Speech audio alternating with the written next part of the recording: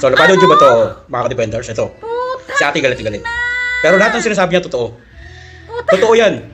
Wala Ayan. na kasing So, panoorin nyo. pera-pera. Diba? Ang taba ng bayan. So, lahat ng sinasabi ni ate, Oh, totoo. Yung sinasabi niya na wala na tayong pondo. Talagang wala na tayong pondo. Meron tayong nakaambang na utangin sana, pero hindi pa nire-release. Ibig sabihin, yung gobyerno natin, umaasa na lang sa utang. Ibig sabihin, ang pondo natin, ubos na.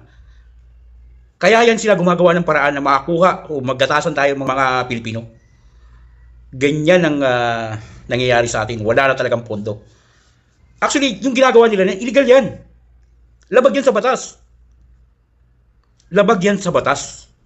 Yung basta ka nalang mangungulekta ng pondo nang hindi dumadaan sa proseso, mali yan, labag yan sa batas. Ang dapat yan, dumaan sa Kongreso bago nila na isapatupad. So, kaya hindi nila, walang ingay, walang plano, basta lang siningil tayong mga taong bayan. Isa lang ibig sabihin yan.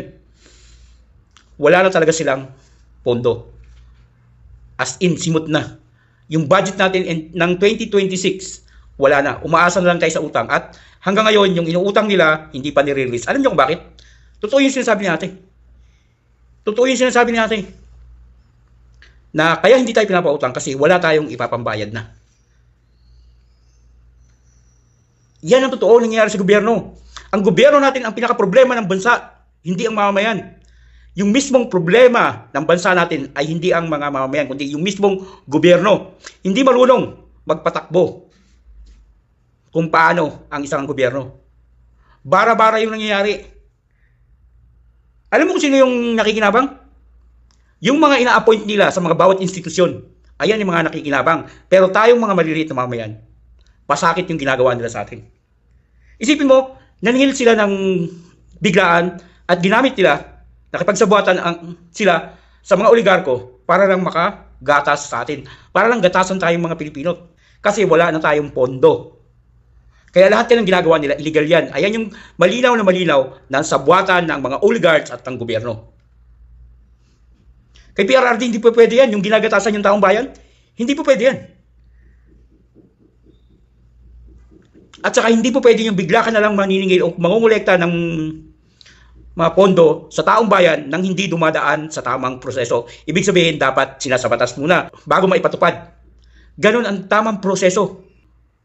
Kaya wag na tayo magtaka na sila, itong gobyerno to, ang may pinakamaraming kasong kinakaharap sa Supreme Court. Kasi hindi sila marunong sumunod sa batas. Ibig sabihin, hindi sila marunong magpatakbo na naaayon sa batas. Lahat kung ano yung kagustuhan nila, yun ang gusto nilang masunod. Kagaya nito, yung paniningil nila sa Meralco, ang ikakatwiran nila ay para sa taong bayan, para sa mahihirap. Hindi tayo bobo para maniwala ng ganun. Ang totoong dahilan kung bakit sila naningil nang hindi man lang tayo ini-inform, nang hindi man lang dumadaan sa tamang proseso, na hindi man lang naisa batas, kasi wala na tayong pondo. Wala na tayong pera. Ang gobyerno natin simot na. Yung budget natin ng 2026, wala na. Ang inaasahan na lang nila yung utang. Sino magpapautang sa atin? Alam ng World Bank na talamak ang corruption sa Pilipinas. Kaya yung sinasabi nila dahilan nila dahil sa mga dahil sa mahirap, sa mga senior citizen, kalokohan yun. Ang totoo, wala na talagang pondo. Kaya nakapagsubuatan ng gobyerno at ang mga oligarchs para maningil, para makakuha, para makapangolekta ng pondo. Kasi ang totoo, talagang wala na tayong pondo. Yun. Paulit-ulit kong sasabihin, wala na tayong pondo, wala na tayong pondo. Kasi nga, yung gobyerno natin hindi marunong magpatakbo ng mismong gobyerno natin. Magaling lang sila mamulitika. Yung sirain yung kalaban nila para manatili pa rin sila after 2028. Gusto niyo pa ba yung ganito? Kung sila pa rin mamumuno hanggang 2028, anong mangyayari sa atin? Wala nang gusto magpautang sa atin dahil talamak ang korupsyon sa atin. Can you imagine? Di ba? Ngayon pa lang, 2026, April pa lang, ginagatasan na tayo para lang magkaroon sila ng pondo. What more pa yan pag umabot pa ng 2028 yan at sila pa rin yung nakaupo. Ano na mangyayari sa bansa natin? Ano na mangyayari sa mamamayan? Ang pinaka-problema ng bansa natin, hindi yung mga mamamayan, hindi yung flood control, hindi yung kung ano-ano, kundi ang mismong problema ng bansa natin, yung mismo nating gobyerno. Hindi marunong magpatakbo ng gobyerno. Walang alam sa pagpapatakbo ng gobyerno. Kaya magulo alam niyo kung bakit? Kasi base dun sa mga nakukuha kong info, hindi talaga si BBM yung nagpapakatakbo ng gobyerno, kundi yung nasa likod niya na wala namang mandate ng taong bayan. Kaya nagkaletse-letse yung bansa natin dahil pinapakailaman tayo ng walang mandate ng taong bayan. Lagi natin tatandaan, ang gobyerno ay tinatagyan ng tao at ng Panginoon. Di ba? So, kapag meron kang mandate ng tao, kagustuhan niya ng tao at ng Panginoon. Pero pagka ikaw wala kang mandate, tapos nakikialam ka, hindi ka tinatag ng Panginoon, tinatag ka ng demonyo. Kaya nagkaletse-letse yung bansa natin dahil sa pakikialam ng taong nasa likod niyan. Alam naman ng lahat yan kung sino. Yun ang totoo. Kaya nagkaletse-letse, kasama na dyan yung pakikialam ng mga dilawan, kasi sila nakapasok na sila sa loob eh. Yung pakikialam ng mga dilawan, kaya mas lalo nagkaletse-letse yung bansa natin. Kasi ang mga dilaw niyan, walang pakialam yan sa taong bayan. Ang importante yan sa kanila, yung grupo nila o yung partido nila is magkaroon ng power, makabilik sa pamunuan.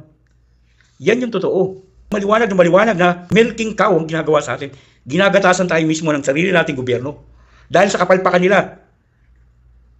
Hindi dahil sa kailangan, kundi dahil sa kapalpakan nila. Hindi sila marunong magpatakbo ng gobyerno na base lang sa kung ano yung income ng gobyerno. Wala silang alam.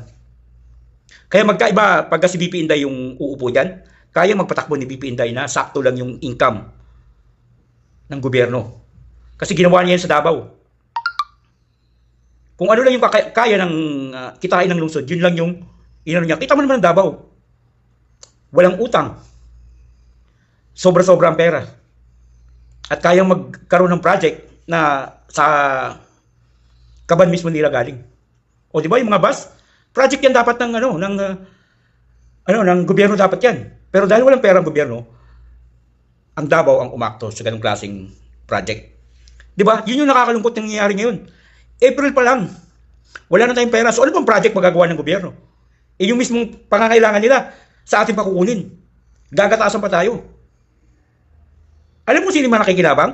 Yung mga appointees, yung mga head ng mga agency, yan. Ayan, dyan na pupunta yung pakinabang. Hindi sa atin, hindi sa mamamayan.